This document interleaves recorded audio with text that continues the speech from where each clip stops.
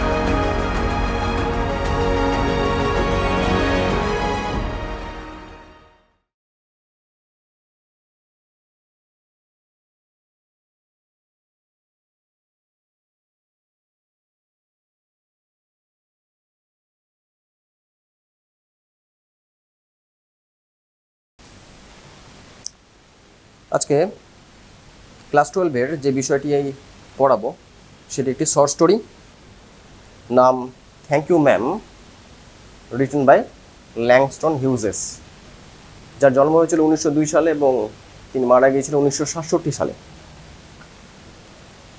কোনো literary piece পড়ার আগে তার রচয়িতা সম্বন্ধে একটু জানা দরকার। আমরা একটু জেনে নেব। ল্যাংস্টন হিউজেস নাম শুনে বোঝা যাচ্ছে তিনি এখানকার লেখক নন, এদেশীয় নন। তাহলে তিনি কোন দেশের লেখক? তিনি আমেরিকার লেখক, USA, United states of America নামে যে দেশ রয়েছে সেখানকার লেখক। তিনি একজন অ্যাফ্রো আমেরিকান।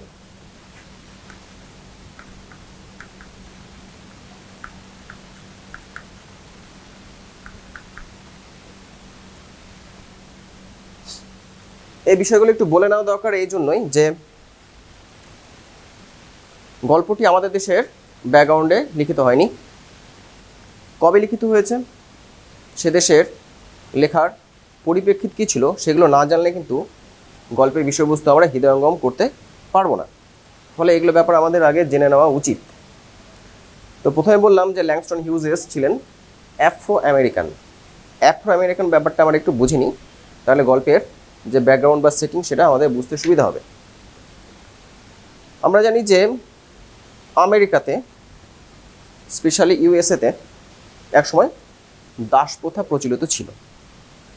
প্রধানত আফ্রিকা মহাদেশ থেকে যারা ওখানকার আদিবাসিন্দা রয়েছে তাদেরকে নিয়ে গিয়ে আমেরিকাতে দাস হিসেবে নিয়োগ করা হতো।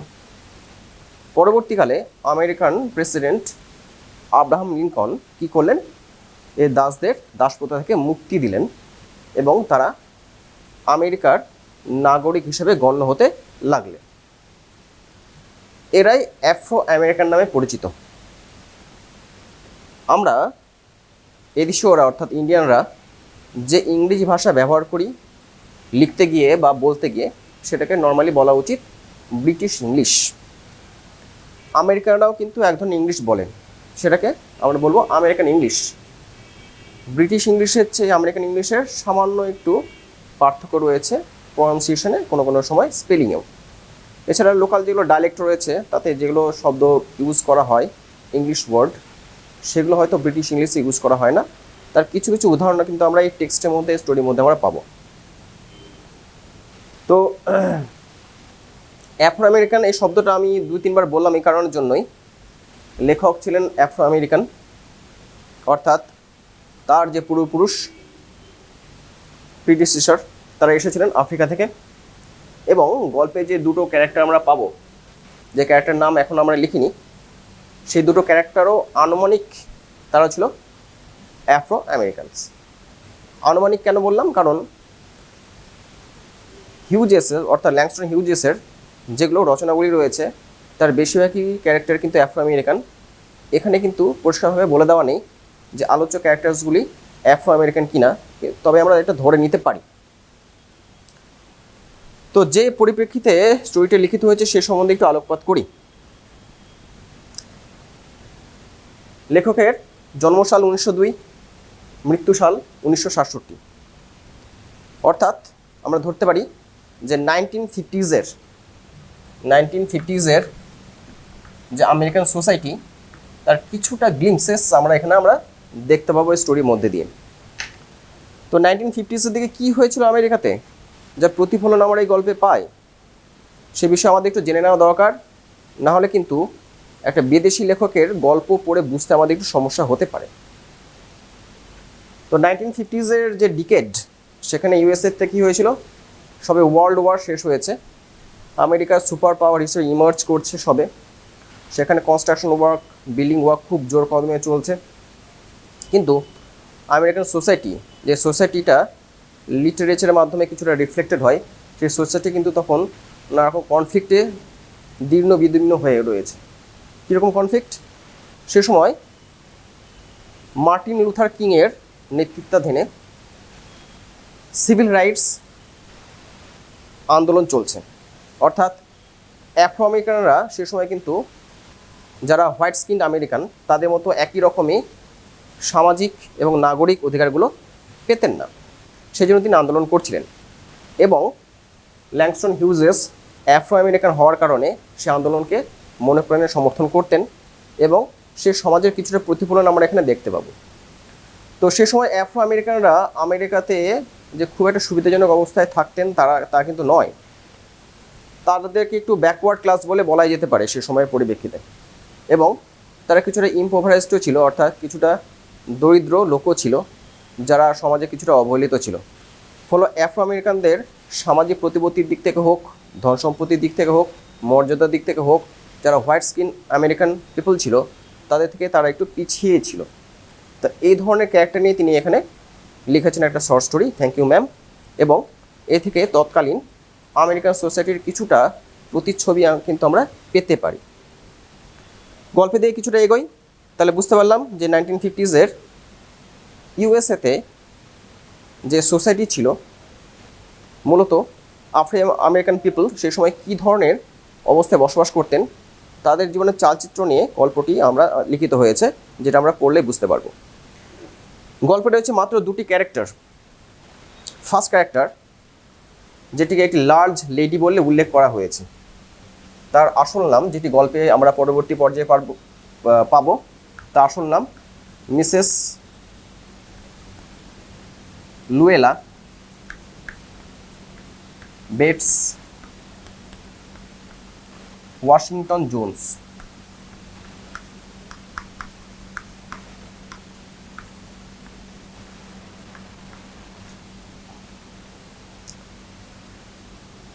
তিনি একটি মিড এজেড ওম্যান।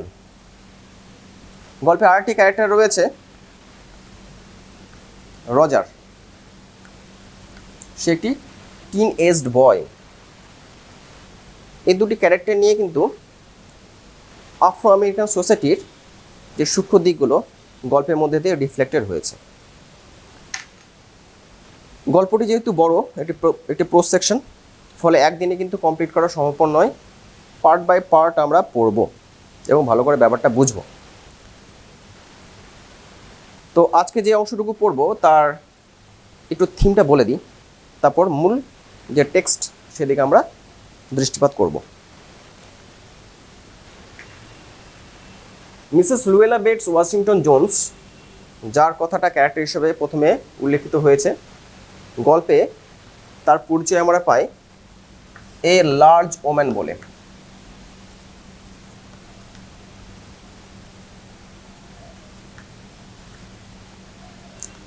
এখান থেকে বোঝা যাচ্ছে তিনি একটি বড়সড় চেহারা মহিলা। তার শারীরিক বৈশিষ্ট্য এরকমই। সাধারণত আফ্রো আমেরিকান মহিলারা বা পুরুষরা বড়সড় চেহারার হয়ে থাকেন। এই ওম্যান কি করেন, এই মহিলা কি করেন, একটি হোটেলের বিউটি শপে কাজ করেন। এখানে মনে রাখা দরকার, একটু আগে বলেছি যে ব্রিটিশ ইংলিশ থেকে আমেরিকান ইংলিশ একটু ডিফারেন্ট, ফলে যে শব্দগুলো এখানে ব্যবহার করা হয়েছে তার সঙ্গে আমরা খুব একটা পরিচিত নয়, অনেক শব্দের সঙ্গে পরিচিত নয়, কিন্তু একটু বোঝার চেষ্টা করলে অবশ্যই একবারে সেটা বোঝা সম্ভব। তাহলে এখন যে শব্দটি আমি ব্যবহার করলাম সেটি হলো কি হোটেল বিউটি শপ। হোটেল মানে হোটেল বোঝা গেছে, বিউটি শপ আমরা যারা ব্রিটিশ ইংলিশ ফলো করি ইন্ডিয়ানরা, তারা বিউটি শপকে কী বলি, বিউটি পার্লার বলি, আর আমেরিকানরা বলে বিউটি শপ। তাহলে মোটামুটি কিছুটা সিমিলারিটি রয়েছে, একটা ওয়ার্ড শুধু ডিসিমিলার রয়েছে। তাহলে সেই লার্জ ওম্যান কিসে কোথায় কাজ করেন?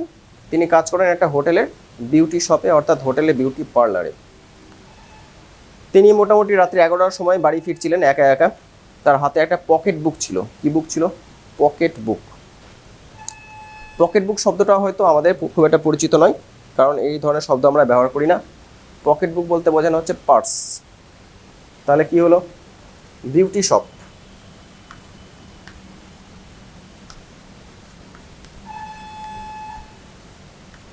এটাকে আমরা বলে থাকি বিউটি পার্লার।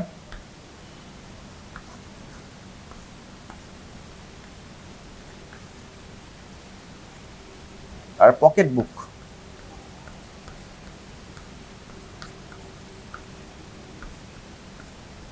পার্স। সেই মহিলাটি একটি পকেট বুক বা পার্স ক্যারি করছিলেন। এমন সময় পিছন থেকে একটা টিনেজড বয়, মোটামুটি 14 to 15 ইয়ার্স অফ এজ, সে কী করলো? মহিলাটির পকেট বুকটি পিছন দিক থেকে টান দিল, একটা টাক দিল, পুল, একটা টান দিল। সো সেই টানের ফলে সে পকেট বুকের যে স্ট্র্যাপ মানে ফিতে ছিঁড়ে গেল। কিন্তু পকেট বুকটা অত্যন্ত ভারী ছিল। কেন ভারী ছিল? টেক্সট পড়লে আমরা কিছুটা জানতে পারবো।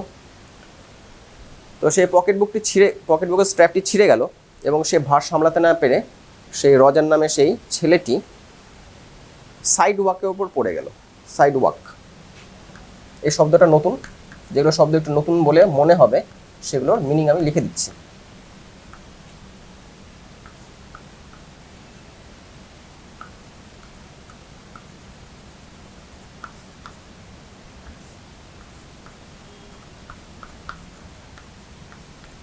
সাইড ওয়াককে আমরা ব্রিটিশ ইংলিশে পেভমেন্ট বা ফুটপাথ বলে থাকি। ব্যাপারটা আমাদের পরিচিত, যে রাস্তার পাশে যে অংশ দিয়ে পেডেস্ট্রিয়ানরা চলাচল করে তাকে বলা হয় পেভমেন্ট বা ফুটপাথ। আমেরিকান ইংলিশে এটাকে বলা হয় সাইড ওয়াক। তো সেই রজার নামে সেই ছেলেটি ছেঁড়া পার্সের স্ট্র্যাপ নিয়ে রাস্তায় পড়ে গেল। সে দৌড়তে পারলো না সেই পকেট বুক নিয়ে বা পার্স নিয়ে। তখন সে লার্জ ওম্যান তাকে ধরলো, তাকে একটি লাথি কষালো, কিক করলো এবং তারপর তার জামার যে শার্টের যে ফ্রন্ট সামনের অংশ সেটি ধরে তাকে উঠিয়ে তাকে ঝাঁকাতে লাগলো। কিন্তু যে মহিলাটিকে এতক্ষণ এগুলো অ্যাক্টিভিটির মধ্যে দিয়ে একটু ক্রুয়েল মনে হচ্ছিল, সে মহিলাটি একটু অন্য পরিচয় আমরা কিছুক্ষণ পরে পাবো। সম্ভবত সেই মহিলা ফ্যামিলিতে কেউ নেই, তিনি একা থাকেন। এবং রজারের যেরকম অবস্থা, যে সে একটা টিনেজড বয়, খুব একটা ডিপ্লোরেবল কন্ডিশনে রয়েছে এবং চুরি করতে সে বাধ্য হচ্ছে, সেটা এভিডেন্ট তার মুখ চোখের চেহারা দেখেই। এটা বোধহয় সে লার্জ ওম্যানটা কিছুটা বুঝতে পারলেন বা মিসেস জোন্স কিছুটা বুঝতে পারলেন এবং তিনি তাকে কী করলেন, যে তাকে টানতে টানতে তার বাড়ির দিকে নিয়ে গেলেন। প্রথমে রজার ভয় পেয়ে গেল। সে ভাবলো বুঝি তাকে পুলিশে দেওয়া হবে। সে অনেক রিকোয়েস্ট করতে লাগলো, ইমপ্লোর করতে লাগলো যে যাতে তাকে ছেড়ে দেওয়া হয়। কিন্তু রজারের ফিজিক্যাল অ্যাপিয়ারেন্স দেখেই মিসেস জোন্স বুঝতে পেরেছিলেন যে তাকে টেক কেয়ার করার মতো তার বাড়িতে কেউ নেই, এবং সেটা তিনি অ্যাসার্টেন হলেন তাকে জিজ্ঞাসা করে। এবং তার একটা ইচ্ছা হলো যে এই ছেলেটিকে কিছু শিক্ষা দেওয়া দরকার, যে কিভাবে রং থেকে রাইটে যাওয়া যায়, অর্থাৎ জীবনে একটা মূল্যবান শিক্ষা দেওয়া দরকার, যাতে সে রং ডুইংসগুলোকে ছেড়ে দিয়ে যেগুলো রাইট ডুইং সেগুলো করে, অর্থাৎ চুরিবিদ্যা ছেড়ে দিয়ে অন্য কিছু কাজে যেন নিয়োজিত হয়। এবং তাকে যদি পুলিশে যদি দেওয়া হয় তাহলে কিন্তু সেই শিক্ষাটা তার কোনোদিন হবে না। তাকে কীভাবে শিক্ষাটা দিতে হবে? ভালোবাসা দিয়ে। এইভাবে আমরা দেখতে পাচ্ছি যে মিসেস জোন্সের চেহারার একটা ক্যারেক্টারের একটা নতুন দিক আমাদের সামনে উন্মোচিত হচ্ছে। এটাই কিন্তু মিসেস জোন্সকে আমাদের সামনে নোবেল করে তোলে, গ্রেট করে তোলে, এবং গল্পটা কিন্তু এই একই অর্থে কিছুটা আমাদের একটা নোবেল মেসেজ দেয়। তো যে পার্টটুকু আমরা পড়বো আজকে সেটুকু আগে বর্ণনা করি, তারপর টেক্সটে যাচ্ছি। তো তারপর কি করা হলো, মিসেস জোন্স রজারকে টানতে টানতে তার বাড়ির দিকে নিয়ে গেলেন। সে বাড়িটির বর্ণনা কিছুটা দেওয়া আছে।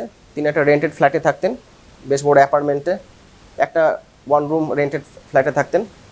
সেই রেন্টেড ফ্ল্যাটের কি রয়েছে, 1 বেডরুম রয়েছে, একটা কিচেনেট রয়েছে। কিচেনেট শব্দটা হয়তো আমাদের অপরিচিত, একটু লিখেও দিই।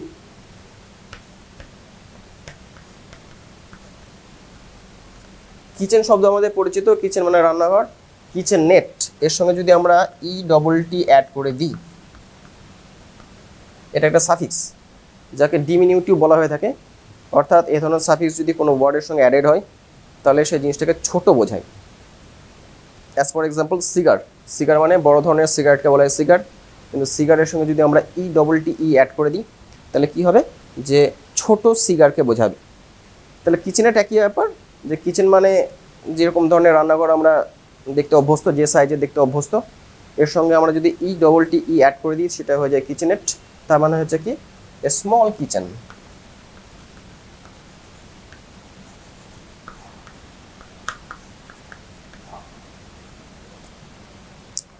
তো সেই রেন্টেড ফ্ল্যাটে কি রয়েছে, একটা রুম রয়েছে, বেডরুম, একটা কিচেনেট রয়েছে ইত্যাদি, আর কিছু নেই।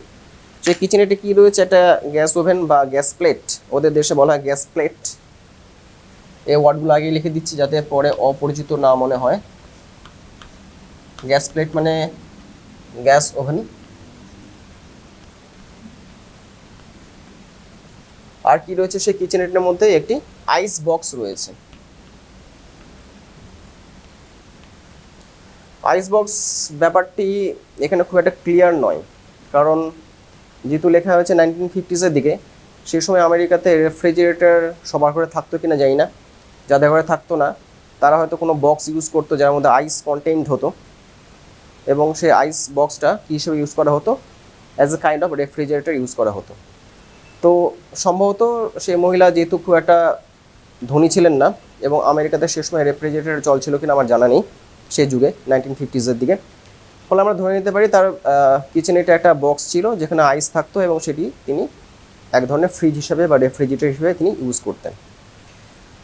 তো এই ধরনের গড়ে বর্ণনা করা হয়েছে, এবং তিনি রজারকে খুব ভালো করে ট্রিট করলেন, তাকে খেতে দিলেন, তার মুখটুক ধোয়ার ব্যবস্থা করলেন। এইভাবে রজার একটা জীবনে বড় শিক্ষা পেল যে হয়তো জীবনের সব কিছু খারাপ নয়, কিছু কিছু ভালো দিকও রয়েছে। এই যে একটা ভালো দিকের সন্ধান কেউ যদি পায় তাহলে কিন্তু সে নিজের জীবনের দিশাটা একটু বদলে ফেলে, নিজে সে ভালো দিকের দিকে যাওয়ার চেষ্টা করে। শেষের দিকে আমরা দেখব রজার একটা ভালো পথের দিকে হয়তো যাওয়ার চেষ্টা করেছে, এবং শর্ট স্টোরি যেগুলো বৈশিষ্ট্য থাকা উচিত সেগুলো বৈশিষ্ট্য কিন্তু এই গল্পের মধ্যে আমরা পাই। কারণ এই যে আমি বললাম রজার হয়তো জীবনে একটা ভালো দিকের সন্ধান পেয়ে সেদিকে যাত্রা শুরু করেছে, এটা আমি একটা ওয়ার্ড ইউজ করলাম হয়তো বা পসিবলি ইউজ করলাম। এর কারণ আছে, কারণ শর্ট স্টোরি একটা ভালো বৈশিষ্ট্য কি, যে সেটা অ্যাব্রাপ্টলি এন্ড হয়, হঠাৎ করে শেষ হয়। এটা থেকে কিন্তু আমরা খুব বেশি উত্তর খুঁজে পাই না, অনেক প্রশ্ন কিন্তু আনঅ্যান্সার থেকে যায়। এখানেও কিন্তু অনেক আনঅ্যান্সার্ড কোশ্চেন রয়েছে শেষের দিকে, যে রজার কি সত্যি সত্যি ভালো পথে ফিরে গেল, সে কি কোনোদিন আর চুরি করবে না, ইত্যাদি প্রশ্নে কিন্তু আমরা কোনোদিন উত্তর খুঁজে পাই না। সেদিক থেকে কিন্তু এটাকে আমরা একটা বলবো একটা গুড শর্ট স্টোরি। যে শর্ট স্টোরি কী করে, আমাদের জীবনে একটা ছোট পার্টকে রিফ্লেক্ট করে, নভেল কী করে একটা গোটা জীবনকে রিফ্লেক্ট করে। ফলে শর্ট স্টোরির মধ্যে সবসময় একটা কি বলবো, একটা আনসার্টেনটি থাকে, যে এরপরে কী হবে সেটা জানা যায় না, সেটা হয়তো অন্য শর্ট স্টোরির মাধ্যমে রিফ্লেক্টেড হয়। তো এখানেও কিন্তু অনেক কিছু আনসার্টেন থাকে, কী হবে না হবে সেটা কিন্তু ভবিষ্যতে গর্ভে লুকায়িত থাকে, আমরা জানতে পারি না। এবং এইভাবে কিন্তু অ্যাব্রাপ্টলি এই শর্ট স্টোরিটা শেষ হয়, এবং একটা ভালো শর্ট স্টোরির যে বৈশিষ্ট্য সেটা এই শর্ট স্টোরি বেয়ার করে। এবার টেক্সটের বেলায় আসি। টেক্সট লাইন বাই লাইন পড়া সম্ভবপর নয়, আমি কতগুলো গুরুত্বপূর্ণ শুধু জিনিস পড়ে দেবো, এবং সেখান থেকে কী কী প্রশ্ন আসে সেগুলো উল্লেখ করে দেবো। তো মোটামুটি যেগুলো থিম বললাম বা যে মূল বিষয়বস্তু বললাম গল্পে, সেটা নিশ্চয়ই বুঝতে কোনো অসুবিধা নেই। কিন্তু কোনো গল্প শুধু থিম পড়লে হয় না, সেটাকে ভালো মতো হৃদয়ে দিয়ে অনুভব করতে হয়, এটাও কিন্তু করতে হবে। যখন আমরা টেক্সট পড়তে শুরু করবো সেই ব্যাপারগুলো বোঝার চেষ্টা করব বা ফিল করার চেষ্টা করব, সেটা কিন্তু মেন জিনিস। এখানে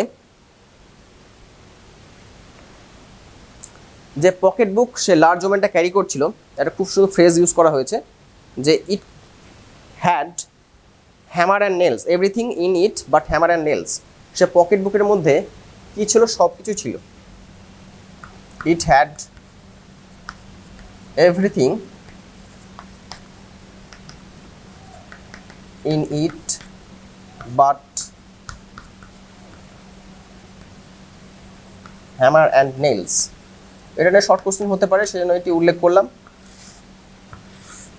পকেট বুকটি লার্জ ছিল। কেন লার্জ ছিল? এখান থেকে কিন্তু লেখক অনুমান করেছেন যে এই পকেট বুকের কন্টেন্টস কী ছিল, এভরিথিং, সব কিছুই ছিল, শুধুমাত্র বোধহয় হ্যামার বা হাতুড়ি ছিল না এবং নেলস ছিল না। এই দুটো ছিল না, বাদ বাকি সবই ছিল, সেজন্য পকেট বুকের সাইজ হয়ে গেছে লার্জ। শর্ট কোশ্চেন এটা হতে পারে। এ ফাঁকে একটু বলে দিই, যেটা বলতে ভুলে গিয়েছিলাম, যে এই স্টোরিটা কিন্তু একটু থার্ড পার্সন ন্যারেটিভে লেখা হয়েছে। কোন person narrative? Third person narrative.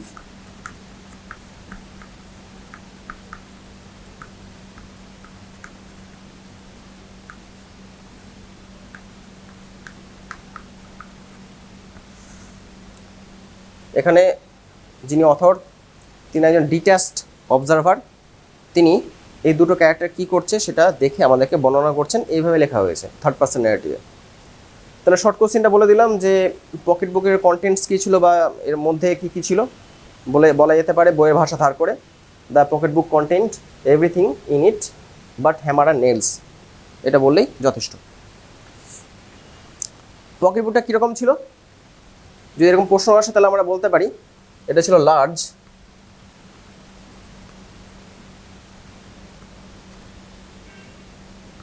With straps, তার স্ট্র্যাপস ছিল এবং সেটি ঝোলানো ছিল কাঁধ থেকে।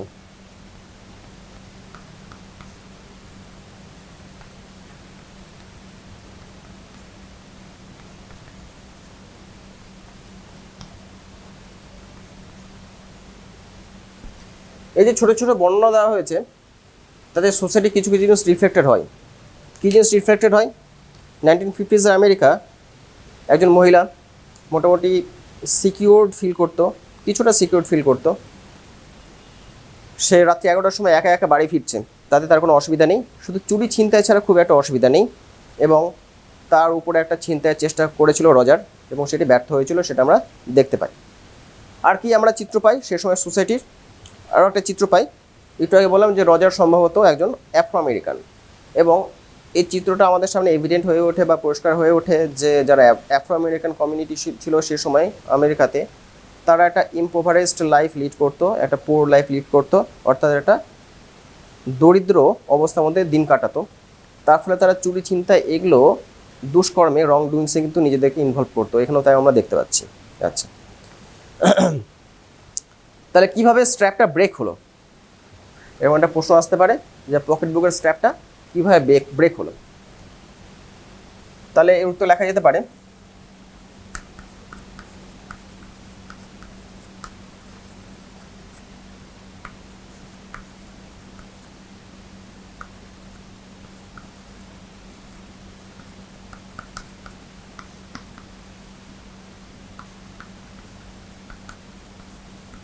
it broke when Roger gave a tug to it from behind, যে সে পকেট বুকের স্ট্র্যাপ ব্রেক হলো যখন রজার পিছন থেকে সেটাতে একটা টাগ দিল। টাগ শব্দটি মানে হচ্ছে পুল, একটা টান দিল। এবার ইম্পর্টেন্ট প্রশ্ন,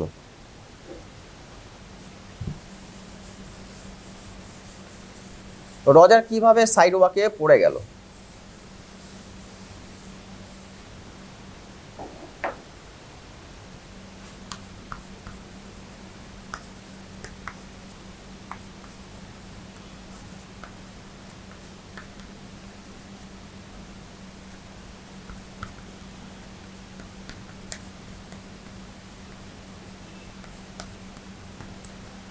গল্পের বিষয়বস্তু বলার সময় বলেছিলাম যে পার্সটা হেভি ওয়েট ছিল এবং রজার সেটিকে পিছন থেকে টান দেওয়ার ফলে তার স্ট্র্যাপ ব্রেক করে গিয়েছিল, এবং রজারের নিজস্ব ওয়েট এবং পার্সের যে ওয়েট কম্বাইন্ড হয়ে সে ব্যালেন্স লুজ করেন, এবং সে ব্যালেন্স লুজ করার ফলে সে অন হিজ ব্যাক মানে চিত হয়ে ফুটপাতের উপরে বা সাইড ওয়াকের উপরে পড়ে যায়। এটা নিজে ভাষায় লিখলে হবে বা বই থেকে ধার করে লিখলে হবে, আমি নিজে ভাষায় মোটামুটি লিখে দিচ্ছি।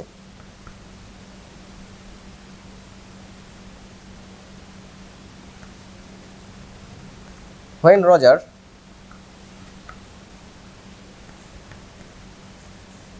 pulled the pocketbook from behind.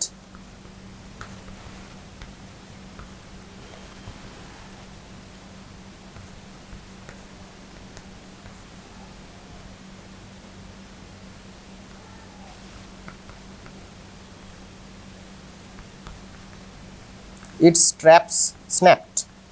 ছিঁড়ে গেল স্ট্র্যাপগুলো।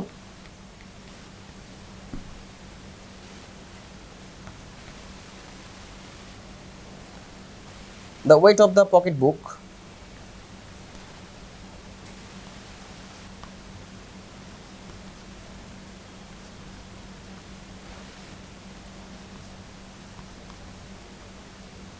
and the weight of Roger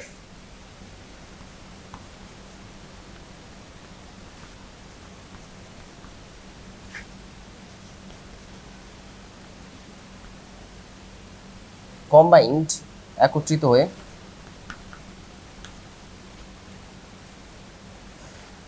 made him fall on the footpath.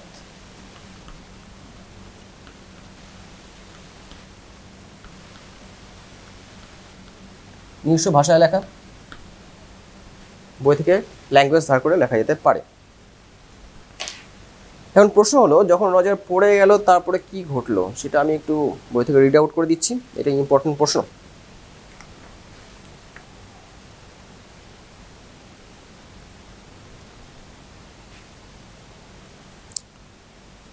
যখন রজার পড়ে গেল তার আগে তার ইন্টেনশন কী ছিল, সে পালিয়ে যাবে। এখানে একটা খুব সুন্দর ওয়ার্ড ইউজ করা হয়েছে যেটি আমাদের কাছে আননোন মনে হতে পারে, সেজন্য পড়ে দিচ্ছি ব্যাপারটি। Instead of taking off full blast as he had hopped.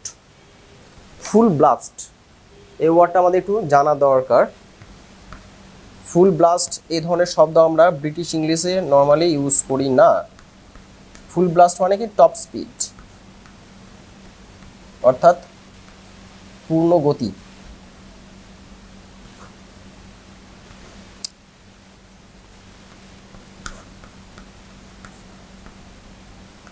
তাহলে এখানে কি বলে দেওয়া আছে যে instead of taking off full blast, taking off, take off শব্দটা আমরা নর্মালি ইউজ করি এয়ারক্রাফটের ক্ষেত্রে, কিন্তু এখানে টেকিং অফটা ইউজ করা হয়েছে অন্য ক্ষেত্রে, তার মানে কি রান অ্যাওয়ে করা, পালিয়ে যাওয়া। তাহলে রজার কি করতে চাইছিল, তার ইন্টেনশন কী ছিল, সে পালিয়ে যাবে টপ স্পিডে, কিন্তু সে পারলো না সেটা। তার পরিবর্তে সে কী করলো, অ্যাজ হি হ্যাড হোপড, অর্থাৎ এরকম তার আশা ছিল যে সে টপ স্পিডে পালিয়ে যাবে। The boy fell on his back on the sidewalk. সে কী করলো, উপর হয়ে পড়ে গেল কোথায়, সাইড ওয়াকে। তো তার একটু আগে থেকে পড়ছি, the strap broke with the single tug, the boy gave it from behind, but the boy's weight and the weight of the purse combined caused him to lose his balance. So, instead of taking a full blast as he had hoped, the boy fell on his back on the sidewalk and his leg flew up. আরেকটা কথা মনে রাখা দরকার, যখন সে পড়ে গেল তখন সে on his back অর্থাৎ পিঠের উপরে পড়লো বা উপরে চিত হয়ে পড়লো, এবং তার সঙ্গে সঙ্গে তার লেগটাও ফ্লিউ আপ করলো। ফ্লিউ আপ মানে কি, শূন্যে উঠে গেল। আর একটু রিড আউট করি, তাহলে ব্যাপারটা একটু পরিষ্কার হবে। The large woman simply turned around and kicked him right square in his blue jeans seater. এই সেন্টেন্সগুলো পড়ছি কেন, এখানে যেগুলো শব্দগুলো ব্যবহার করা হয়েছে সেগুলো একটু সামান্য আননোন হতে পারে, যেহেতু এগুলো ফ্রিকুয়েন্টলি আমেরিকান ইংলিশ ইউজ করা হয়, ব্রিটিশ ইংলিশ ইউজ করা হয় না। তাহলে এখন যে লাইনটা পড়ছি সেটি ভালো মতো লক্ষ্য করা দরকার। কি পড়া হলো, the large woman simply turned around. যখন রজার পড়ে গেল তখন সে লার্জ ওম্যান অর্থাৎ Mrs Jones simply turned around অর্থাৎ তিনি ঘুরলেন, এবং তারপরে কি করলেন, অ্যান্ড কিকড হিম, রজারকে কিক করলেন রাইট স্কোয়ার। রাইট স্কোয়ার শব্দটা জানা দরকার।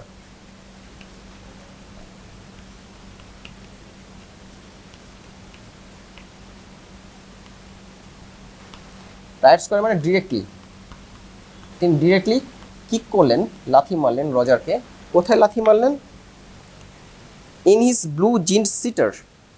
তাহলে এখান থেকে বোঝা গেল যে রজার যে পোশাকটি পরেছিল তার একটু আভাস পাওয়া গেল, সে ব্লু জিন্স পরেছিল, নীল রঙের জিন্স পরেছিল। ব্লু জিন্স সিটার মানে কি, সিটার, ব্লু জিন তো বোঝাই গেছে সে ব্লু জিন্স পরেছিল, এবং সিটার মানে আমরা একটু জেনে নিই।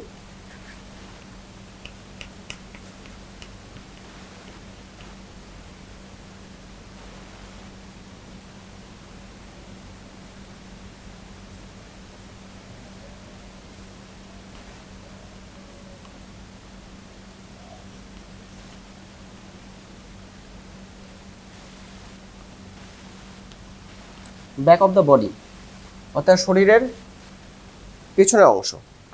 তো রজার চিত হয়ে পড়ে গিয়েছিল। মিসেস জোন্স কী করলেন, তার শরীরের পিছনের অংশ যেখানে সে ব্লু জিন্স পরেছিল সেখানে ডিরেক্টলি একটি লাথি মারলেন। আচ্ছা, then she reached down. Reach down মানে কি, স্টুপ করা। রিচ ডাউন শব্দটা আমাদের জেনে নেওয়া দরকার।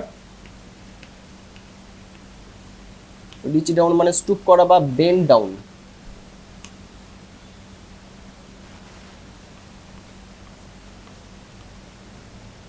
তিনি ঝুঁকলেন। কেউ নিচে পড়ে গেলে তাকে নাগাল পেতে কী করতে হয়, একটু ঝুঁকতেই হয়। তিনি সেটাই করলেন, তিনি রিচ ডাউন করলেন বা ঝুঁকলেন। Picked the boy up by his shirt front, সেই ছেলেটিকে তার শার্ট ফ্রন্ট অর্থাৎ শার্টের বা জামার সামনের অংশ ধরে টেনে তুললেন, পিক করলেন। অ্যান্ড শুক হিম আনটিল হিজ টিথ র্যাটলড, এবং সেই ছেলেটিকে শুক করলেন অর্থাৎ ঝাঁকাতে লাগলেন যতক্ষণ না তার দাঁতগুলো র্যাটেল করে। র্যাটেল শব্দটি আমাদের জেনে রাখা দরকার।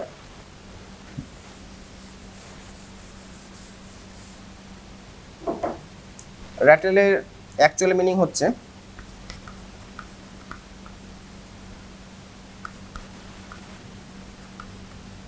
টু মেক এ রিপিটেড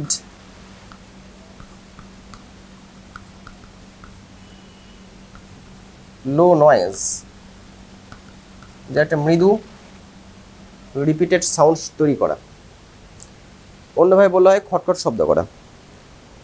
তো যখন সে মহিলাটি রজারের জামা ধরে ঝাঁকাতে লাগলেন তখন রজারের দাঁতের পাটিগুলো পরস্পরের সঙ্গে লেগে র্যাটলিং একটা সাউন্ড করলো বা খটখট করে শব্দ করলো। তা থেকে বোঝা যাচ্ছে যে রজারের বয়সও কম, তার চেহারাও অত বড়সড় নয় সেই মহিলার তুলনায়। ফলে সে মহিলা খুব সহজে তাকে ধরে ঝাঁকাতে লাগলো। রজারে কিছু সেখান থেকে করার ছিল না, সে তার গ্রিপ থেকে বেরোতে পারলো না, বরং তাকে এত জোরে ঝাঁকাতে লাগলো যে তার দাঁতের পাটিগুলো পরস্পরের সঙ্গে লেগে খটখট শব্দ করতে লাগলো। ব্যাপারটা একটু হাস্যকর বটে। তারপর কি হলো, তারপর কতগুলো কনভারসেশন আছে, যে কনভারসেশনে কতগুলো আমেরিকান ইংলিশ ইউজ করা হয়েছে, আমাদের সেগুলো একটু জানলেই ব্যাপারটা বোঝা যাবে। আমি ছোট করে দিচ্ছি ব্যাপারটাকে, সামারাইজ করে দিচ্ছি। সে মহিলাটি রজারকে বলল যে pick up my pocket book, যে আমার পার্সটি তোলো এবং আমাকে দাও। সে কিন্তু তখনও রজারকে ধরেছিল এবং সে রজারকে পারমিট করলো যাতে সে একটু ঝুঁকে পড়ে এবং পকেট বুকটা তুলে তাকে দেয়। রজার একটা কথা এখানে ব্যবহার করলো, ইয়েসম। এটা আমাদের একটু জানতে হবে। এই শব্দগুলো কিন্তু নর্মালি আমেরিকাতে ইউজ করা হয়, না জানলে ব্যাপারটা আমরা বুঝতে পারবো না।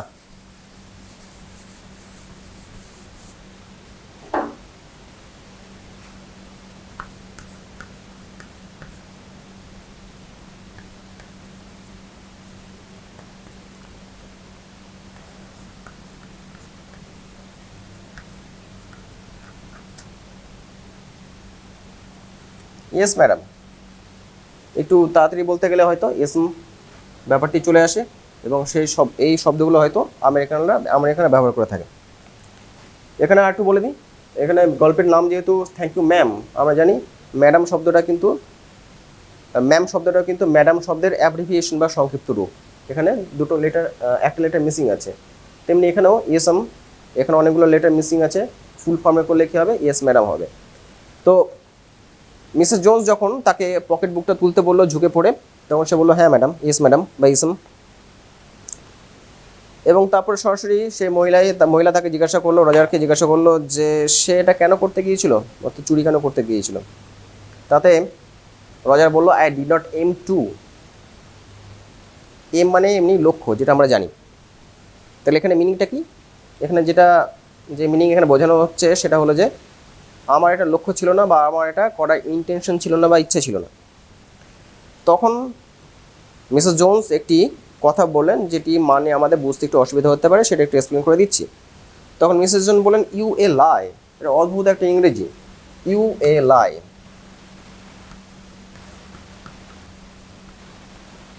এটা কোলোকুয়াল ফর্ম বলা যেতে পারে। কোলোকুয়াল ফর্ম মানে কি, কথ্য ভাষা। কথ্য ভাষাতে আমাদের বাংলাতেও আমরা কি করি যে লিখিত ভাষা একরকম থাকে আর কথ্য ভাষা বা বলা ভাষা একটু ডিফারেন্ট থাকে। বলা ভাষাতে এমন কতগুলো শব্দ বা ফ্রেজ আমরা ইউজ করে থাকি, যেগুলো আমরা লিখিত ভাষায় কখনোই করি না। এটাও তেমন একটা কথ্য ভাষা বা কোলোকুয়াল ল্যাঙ্গুয়েজ হতে পারে। যে ইউ এ লাই, অর্থাৎ এখানে যেটা মিন করা হচ্ছে তা হলো কি ইউ আর এ লায়ার, অর্থাৎ তুমি মিথ্যাবাদী। এই যে ছোট ছোট একটু অন্য ধরনের ইংরেজি এখানে ব্যবহার করা হয়েছে, তার ফলে অনেকের কাছে এটা দুর্বোধ্য মনে হয় ছাত্রদের কাছে, আমি দেখেছি।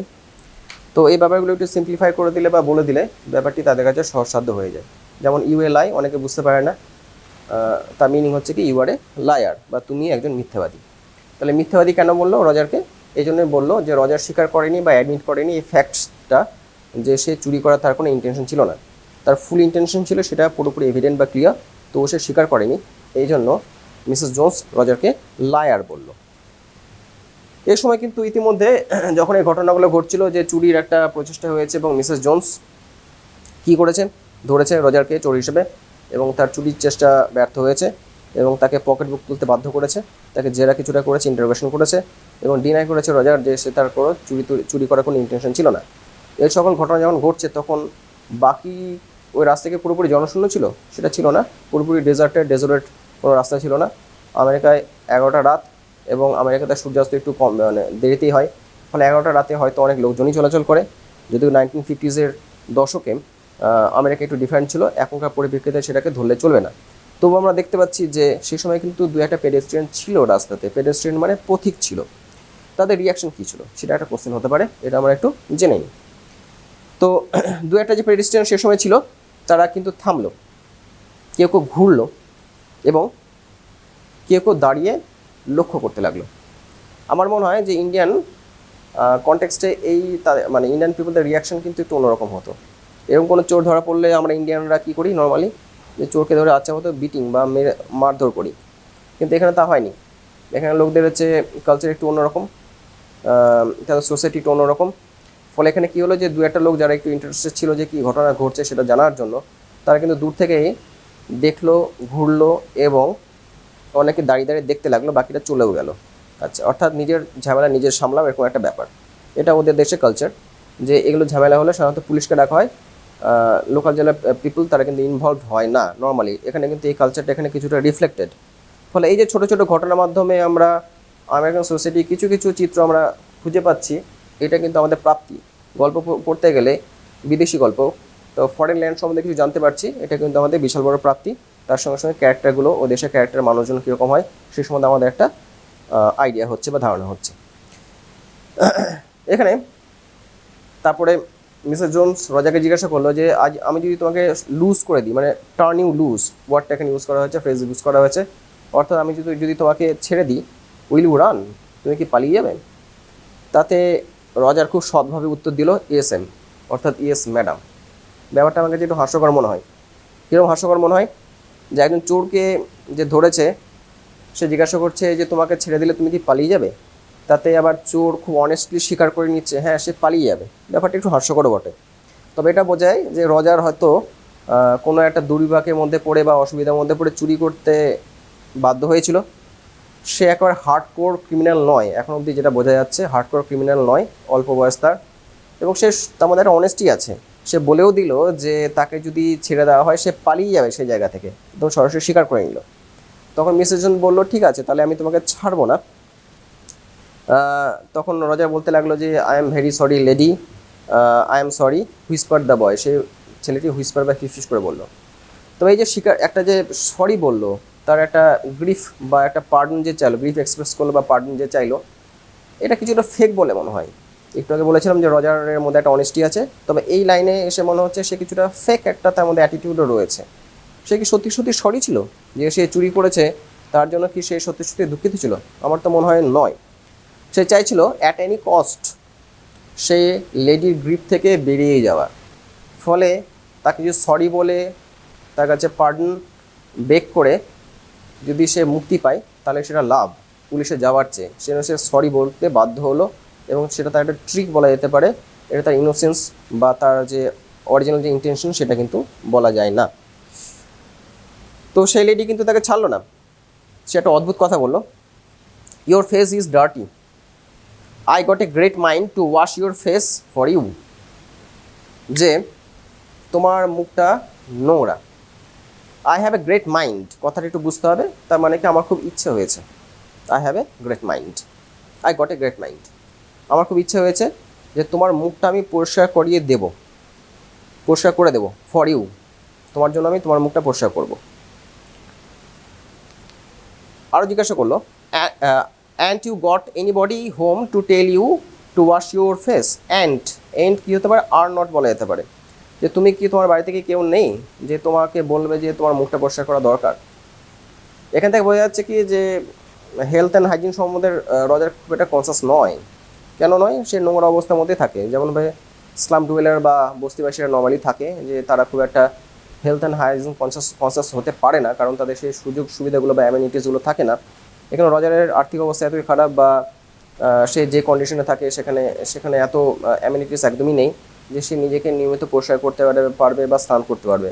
ফলে তার মুখটা ডার্টি, এবং দেখে বোঝা যাচ্ছে কি তার মুখটা পরিষ্কার করা অনেকদিনই হয়নি, স্নান তো দূরের কথা। এবং সেটা দেখেই, সে মুখ দেখে কিন্তু রজারের আর্থিক অবস্থার একটা চিত্র মিসেস জোন্স পেয়ে যান, এবং তার মধ্যে কিন্তু এখন থেকে একটা ভাব উঠতে থাকে, যাকে আমরা বলতে পারি মাদারহুড বা মাতৃত্বের ভাব। এবং এটাই কিন্তু, এই মাদারহুডটাই কিন্তু মিসেস জোন্সের ক্যারেক্টারটাকে নোবেল করে তোলে। তো এখন অবধি যে এক্সকিউজগুলো মিসেস জোন্স দিচ্ছে, কি দিচ্ছে, যে সে তাকে বাড়ি নিয়ে যাবে এবং তার একটা ইচ্ছা হয়েছে যে রজারের মুখটা পরিষ্কার করিয়ে দেবে কারণ তার মুখটা ভীষণ নোংরা, ইত্যাদি ইত্যাদি কথাগুলো জাস্ট কথার কথা। তার মধ্যে ইতিমধ্যে মাতৃত্বের ভাব ফুটে উঠেছে, সে রজারের অবস্থা সম্বন্ধে সম্মুখ হয়ে তার জ্ঞান হয়েছে, এবং সে চায় রজার যেন এই পথ থেকে ফিরে আসুক, সে যেন সঠিক পথে যাত্রা শুরু করুক, এবং সেই জন্য কিছুটা সে প্ল্যানও শুরু করে দিয়েছে ভিতরে ভিতরে। এবার রজার এ কথা শুনে উত্তর দিল যে নোম মানে কি, নো ম্যাডাম। ইয়েস মানে কি, ইয়েস ম্যাডাম। নোম মানে নো ম্যাডাম। অর্থাৎ কোন কথা উত্তরে, যখন মিসেস জোন্স তাকে জিজ্ঞাসা করলেন যে তার বাড়িতে কেউ আছে নাকি যে তাকে বলবে যে তার মুখটা ডার্টি হয়ে গেছে, পরিষ্কার করা দরকার, তার উত্তরে রজার বলল যে না, তার বাড়িতে কেউ নেই, নো ম্যাডাম। তার উত্তরে মিসেস জোন বলল যে আজকে সন্ধ্যাতে এই মুখটা পরিষ্কার করানো হবে, এবং তাকে টানতে টানতে ড্র্যাগিং করতে করতে সে লার্জ ওম্যানটা রাস্তা ধরে হাঁটতে শুরু করলো। এখানে একটা কথা বলে দিই, এটা যেহেতু হচ্ছে বিদেশি লেখকের রচনা, ফলে, এবং আমার এখানে ইংলিশেও কিছুটা লিখিত হয়েছে, ফলে এখানে যে প্রিপোজিশনস এবং আর্টিকেলগুলো ইউজ করা হয়েছে সেটা একটু ডিফারেন্ট টাইপের, এবং এখান থেকে আর্টিকেল প্রিপোজিশন আসলে সেটা একটু ডিফিকাল্ট হয়ে যায় করার, কারণ আমরা নর্মালি ব্রিটিশ ইংলিশে যে সকল আর্টিকেল এবং প্রিপোজিশন ইউজ করি সেটা তার থেকে একটু কিছুটা আলাদা। ফলে টেক্সটে কিন্তু ভালো করে পড়তে হবে এই গ্রামাটিক্যাল আইটেমগুলো করার জন্য, অর্থাৎ আর্টিকেল প্রিপোজিশন পারার জন্য টেক্সটটা ভালো করে পড়তে হবে। তো দু একটা আমি উল্লেখ করে দেবো টেক্সট পড়ার সময়, যে কোন কোন জায়গাগুলোতে আমরা ডিফারেন্ট আর্টিকেল ইউজ করি, এখানে যা লেখা আছে তার চেয়ে। আচ্ছা,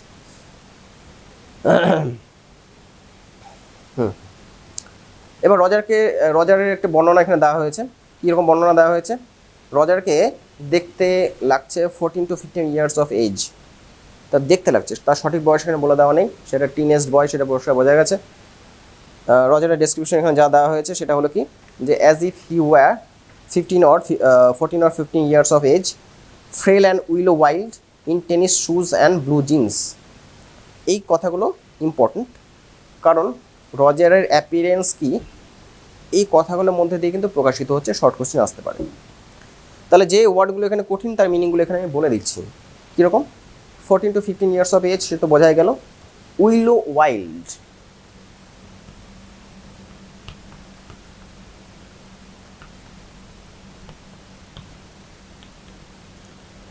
উইলো কি, উইলো শব্দটি হয়তো তোমাদের পরিচিত থাকলেও থাকতে পারে, কারণ ইন্ডিয়াতে খুব বেশি ক্রিকেট খেলা হয়। ক্রিকেটের যে ব্যাট, সে ব্যাটের কাঠ, সে যে গাছ থেকে পাওয়া যায় তাকে বলা হয় উইলো গাছের কাঠ, উইলো কাঠ। উইলো ওয়াইল্ড, অর্থাৎ ওয়াইল্ড উইলো। ওয়াইল্ড উইলো মানে কি, উইলো বোধহয় অনেক ভ্যারাইটি আছে, মেবি, অত আমি জানি না। তো উইলো গাছের অনেক ভ্যারাইটি থাকতে পারে, তার মধ্যে ওয়াইল্ড উইলো বলে একটা ভ্যারাইটি আছে নিশ্চয়ই, যে বুনো উইলো গাছ। সেগুলোর চেহারা বেশ লম্বা টম্বা হয় এবং খুব একটা শীর্ণ চেহারা হয়, একটা থিন স্লেন্ডার একটা লুক হয়, খুব একটা মোটাসোটা হয় না সেই গাছগুলো, উইলো গাছগুলো। তো রজারকে দেখে মনে হচ্ছে একটা ওয়াইল্ড উইলো গাছের মতো, বেশ রোগা চেহারা, নোংরা টোংরা চেহারা, খুব বেশি হেলদি নয় বা প্লাম্প নয়, মোটাসোটা নয়। তাহলে রজার কীরকম বর্ণনা দেওয়া হলো, তার বয়স 14 থেকে 15 বছর, সে দেখতে উইলো ওয়াইল্ড অর্থাৎ ওয়াইল্ড উইলো গাছের মতো, এবং সে কী পরিধান করে রয়েছে বা পরে রয়েছে ড্রেস। একটু আগে আমরা তার একটা ড্রেসের আমরা আভাস পেয়েছিলাম, সেটা কি যে সে ব্লু জিন্স পরেছিল, এখন আমরা দেখতে পাচ্ছি সে টেনিস শুজও পরে রয়েছে। আচ্ছা, এবার খুব একটা ভালো কথা বলেন Mrs Jones. The woman said, you ought to be my son. তুমি আমার সন্তানের মতো সন্তান হওয়ার মতো। অর্থাৎ মিসেস জোনসের যদি সন্তান থাকতো তাহলে তার বয়সটা রজারের মতোই হতো, এটা তিনি তাকে ভালো করে দেখে বললেন। একটু আগে বলেছি মিসেস জোনসের মধ্যে একটা মাদারহুডের ছাপ ফুটে উঠছে। এই কথাগুলোর মধ্যে দিয়ে কিন্তু ব্যাপারটা আরও পরিষ্কার হয়ে যাচ্ছে যে তার মধ্যে একটা মাতৃত্বের একটা আকাঙ্ক্ষা রয়েছে, তার হয়তো সন্তান নেই, রজারের মধ্যে দিয়ে সেই সন্তানের প্রতি মায়ের যে অনুভূতি সেটা কিছুটা ফুটে উঠছে। I would teach you right from wrong. আমি তোমাকে শিক্ষা দেব কি করে ভুল জায়গা থেকে ঠিক জায়গায় যেতে হয়। Least I can do right now. Least মানে কি সবচেয়ে কম, লিটিলের সুপারলেটিভ ফর্ম। তাহলে সবচেয়ে কম যে জিনিসটা এই মুহূর্তে আমি করতে পারি is two wash your face, যে আমি তোমার মুখটা পরিষ্কার করে দেবো। আর ইউ হাংরি, তুমি কি ক্ষুধার্ত? নম সেড দ্য বিং ড্র্যাগড বয়। অদ্ভুত ইংরেজি, বিং ড্র্যাগড বয়। আচ্ছা, তার মানে কি সে বালকটি যাকে টানা হচ্ছে সে বললো, না madam, no'm I just want you to turn me loose. আমি চাই যে আপনি আমাকে ছেড়ে দিন। টার্ন মি লুজ মানে ছেড়ে দেওয়া। Was I bothering you when I turn that corner, asked the woman. সে ওম্যানটি জিজ্ঞাসা করলো, আচ্ছা আমি যখন সেই কর্নারটা ঘুরছিলাম, রাস্তার কর্নারটা, তখন কি আমি তোমাকে কোনোভাবে বিরক্ত করেছি, বদার করেছি? নম, না madam. But you put yourself in contact with me, said the woman. কিন্তু ওম্যানটি বললো যে তুমি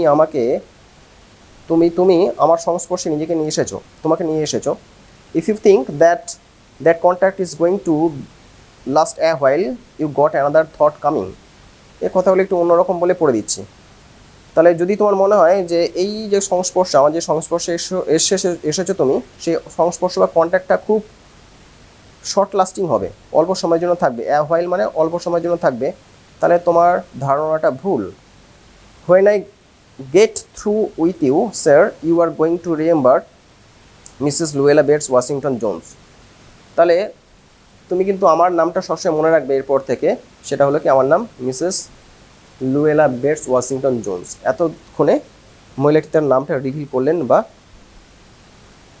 বললেন। আজকে এইটুকু অবধি থাক, একটু সাম আপ করে দিই, তাহলে ব্যাপারটা পরিষ্কার হবে। সেটি হলো কি, রজার এবং মিসেস জোন্স দুটো ক্যারেক্টার, দুটো আমেরিকান ক্যারেক্টার বলে আমাদের মনে হচ্ছে গল্প পড়ার সময়, কারণ ল্যাংস্টন হিউজেস নিজেই এই ধরনের ক্যারেক্টার নিয়ে বিভিন্ন গল্প লিখে গেছেন। তার মধ্যে রজার একজন থিফ, একটা রবার বলা যেতে পারে, স্ন্যাচার। তো সে স্ন্যাচ করতে বাধ্য হয় কারণ তার ফ্যামিলিতে কেউ নেই, তাকে দেখাশোনা কেউ নেই, তার অবস্থা, ইকোনমিক কন্ডিশন ভীষণ খারাপ। মিসেস জোন্স একজন এমপ্লয়ি, একজন একটা সাধারণ একটা মানে জনগণের একজন অংশ, সাধারণ একজন আমেরিকান নাগরিক, আমেরিকান সিটিজেন। তিনি রাতে 11টার সময় যখন যাচ্ছিলেন তখন রজার স্ন্যাচিং করার চেষ্টা করে, রজারকে ধরা হয় এবং মিসেস জোন্সের মধ্যে রজারকে দেখে একটা মাতৃত্ব ভাব ফুটে ওঠে এবং তিনি সিদ্ধান্ত নেন যে রজারকে এই পথ থেকে সরিয়ে আনতে হবে। ফলে পুলিশে দেওয়ার পরিবর্তে সে তাকে টানতে আনতে তার বাড়ির দিকে নিয়ে যায়। রজার নানারকম প্রতিবাদ করে বা ছাড়ানোর চেষ্টা করে, এমন সরিও বলে, কিন্তু মিসেস জোন্স কোনো কর্ণপাত করেন না, কারণ তার মধ্যে একটা প্ল্যান আছে। কীরকম প্ল্যান আছে? রজারকে এই রং ডুইংস থেকে ছাড়িয়ে আনতে হবে এবং রাইট ট্র্যাকে নিয়ে আসতে হবে। এবং তাকে তিনি কি দেখাবেন? সিম্প্যাথি দেখাবেন। অনেক সময় সিম্প্যাথি দেখালে কী হয়ে যায়, কোনো লোক নিজেকে চেঞ্জ করে ফেলে, ট্রান্সফর্ম করে ফেলে। এই ইচ্ছাতেই তিনি তাকে তার বাড়ির দিকে নিয়ে যাচ্ছেন এবং তাদের মধ্যে যে কনভারসেশন হলো তার মধ্যে দিয়ে দুজনের ক্যারেক্টার কিছু কিছু ফুটে উঠছে। মিসেস জোন্সের character important as a question, রজারের character important as a question, কিন্তু পুরো গল্প না পড়লে সেগুলো সম্বন্ধে আলোচনা করা যাবে না। আগে এরপর দিন পুরো গল্পটা হোক, তারপর ব্রড কোশ্চেন সম্বন্ধে আলোচনা করা যাবে। আর পর থেকে যেগুলো ছোটো কোশ্চেন করে দেওয়া হলো সেগুলো বাড়িতে পড়বে, এগুলো থেকে কিন্তু শর্ট কোশ্চেন পরীক্ষায় আসতে পারে। সো নেক্সট ক্লাসের জন্য ওয়েট করো, নেক্সট ক্লাসে এটা কমপ্লিট করে দেওয়া হবে কোশ্চেন অ্যান্সার সহ। আজকের মতো ক্লাস এখানে শেষ।